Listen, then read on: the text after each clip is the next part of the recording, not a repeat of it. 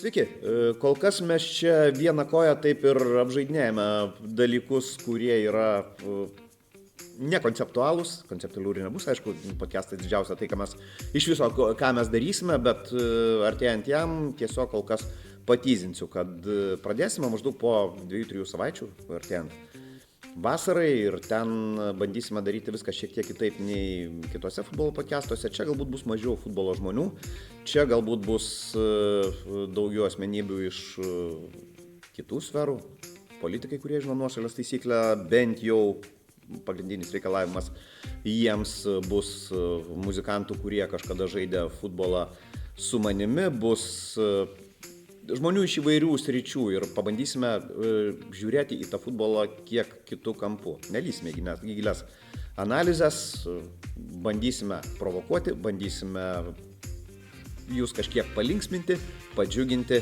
tiesiog laukite tęsinio. Kitą kartą aš jau būsiu ne vienas, mūsų bus keletas ir mes būsime čia.